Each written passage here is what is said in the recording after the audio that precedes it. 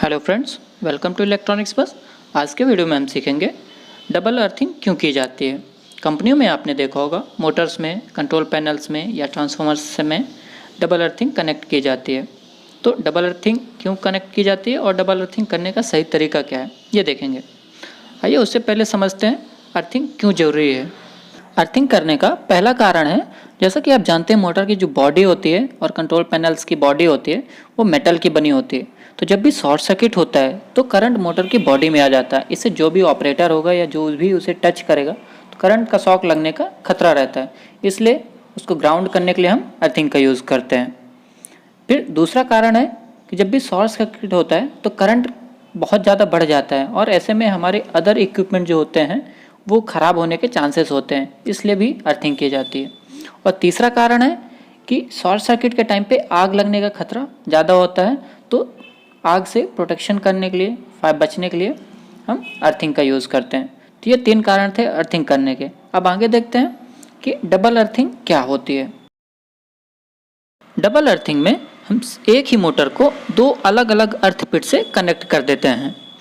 Electrical safety के अनुसार कोई भी इक्विपमेंट्स हो, जैसे घर के उपकरण हो या कंपनी के मशीनरीज हो, हमें डबल अर्थिंग यूज़ करना चाहिए। डबल अर्थिंग करने के फ़ायदे क्या हैं वो हम आगे देखते हैं। पहला है कि जब भी कोई 2 अर्थिंग में से कोई एक अर्थ डिसकनेक्ट हो जाता है या केबल ब्रेक हो जाती है, उस कंडीशन में हमें दूसरे अर्थिंग से सेफ्टी मिलती रहती है। और दूसरा कारण है, जैसा हम जानते हैं करंट हमेशा कम रेजिस्टेंस वाले पाथ में ट्रेवल करता है। तो जब भी हम 2 रजिस्टर को पैरेलल में कनेक्ट करते हैं तो उसका जो रिजल्टेंट रेजिस्टेंस निकल के आता है वो उसके एक्चुअल से कम होता है। जैसे एग्जांपल से समझते हैं कि हम 2 रजिस्टर लेते हैं और दोनों को पैरेलल में कनेक्ट करते हैं। एक का रेजिस्टेंस है 4 ओम और दूसरे का 3 ओम। तो जब हम इसका इक्विवेलेंट रेजिस्टेंस कैलकुलेट करते हैं तो ये निकलता है 1.7 ओम।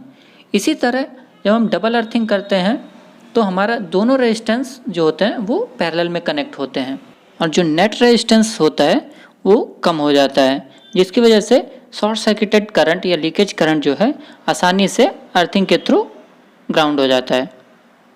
अब आगे देखते हैं हमें डबल अर्थिंग में कनेक्ट कैसे करना है, उसका सही तरीका क्या है।